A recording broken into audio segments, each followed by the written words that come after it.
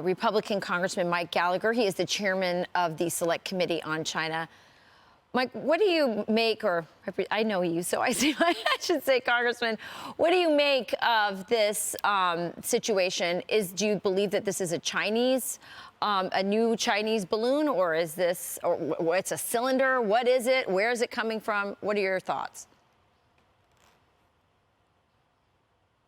It sure looks like the second time within a week that the Chinese Communist Party has violated American sovereignty and sent an object into American airspace. Now, we don't know definitively that this was a Chinese drone, but if it turns out that it is, it's clear that they're testing us. They're testing our resolve. And of course, this raises the question as to why we didn't shoot down the high-altitude air balloon earlier this week when it was over the Aleutian Islands in Alaska, where I still believe we could have done that safely without jeopardizing civilians on the ground via debris. But this really gets to a broader point, Rachel. The fact that the Chinese Communist Party feels clearly that it's emboldened, that it's probing our defenses in order to find our weaknesses. As I've said before, this is a clear message from Xi Jinping. The message is, look what we can do to you and get away with, and you'll do nothing in return. So we need to send a message of strength. I think it would be wise for the president to sanction any Chinese military companies that manufactured equipment and technology inside of these spy balloons. I think we can go further and start to put restrictions on CCP-linked land purchases in the United States. And probably the easiest thing we should do is shut down these Chinese police stations that are operating right here on American soil, which is a clear threat to our sovereignty. You know, Congressman, rather than be strong and definitive to begin with, the first one was massive and they let it cross the entire country and had tons of capabilities. The instinct of the Biden administration was to cover it up. They knew about the Chinese spy balloon days before Antony Blinken was supposed to go to Beijing, and they only canceled it after the rest of the country found out about it because of a photographer in Montana. What are the priorities then, therefore, of this administration vis-a-vis China?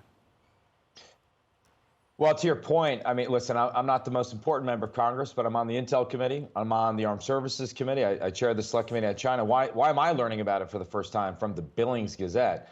And it raises a further question, would we have known about it if it weren't for the fact that it was spotted by a civilian? Would they try to cover it up so as not to jeopardize Secretary Blinken's trip to China? By the way, why are we sending our Secretary of State there? They should be sending their officials here. So I really think this gets to a tension in the administration. There is a wing within the administration that believes climate change is the existential threat, and therefore we need a more cooperative relationship with the Chinese Communist Party, as if Xi Jinping cares about commitments that are made at COP27. I think that's a profoundly naive view of the world, but it gets them into this situation where they're constantly afraid of provoking the Chinese, despite the fact that this is the country that's committing genocide. This is the party that has abandoned commitments in terms of the WTO and Hong Kong. And this is the party that still won't provide us key information we need in order to understand where the pandemic that upended all of our lives came from.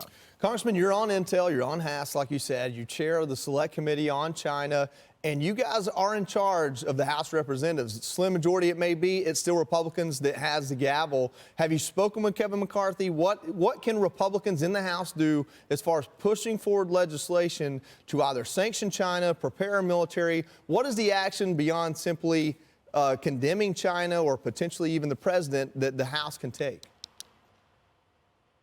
Well, obviously, our most powerful tool is oversight. It's wielding the power of subpoena we have to demand answers and accountability from the executive branch. And we have the Committee on Weaponization of Government that's going to be doing a lot of that work. My role in the Select Committee on China is really to investigate the malign influence and the aggression of the Chinese Communist Party. And then that will lead to legislation. So, for example, I mentioned placing restrictions on Chinese land purchases in the United States. I think particularly where we see those near sensitive military facilities, it makes sense for us to pass legislation that makes that impossible. Theoretically, we tried to give the Committee on Foreign Investment in the United States the ability to do just that, but they've slow-rolled some of these domestic purchases. I think we can pass legislation outlawing these CCP police stations. There's a whole host of things we can do, by the way, in a bipartisan fashion, in order to push back against the clear aggression that we're seeing from the Chinese Communist Party. And the final thing I'd say these incidents, the high-altitude balloon, this Chinese drone, should hammer home the point to the American people that this isn't just an over-there problem. Yeah. This is a right here at home problem. This is a matter of American sovereignty and defending our country. Yeah. Congressman, I love that you have all these solutions of what we can pass, what we can do to take this on. I think that's amazing. I'm still trying to get to the why. So I agree with you. I think climate, they think it's an existential threat. I believe that's part of it. But I also look at the weakness of Joe Biden and the fact that he almost seems scared to react to the Chinese. And I can't ignore the possibility that he is compromised, that he is afraid that if he crosses a certain line with them, if he pushes back too far on them, that they have some information on him, that they will come after him with the dirty deals. We already know he's made millions of dollars laundered through the Penn Center, laundered through his son and the dirty deals that he's made. Are you concerned that our president is compromised?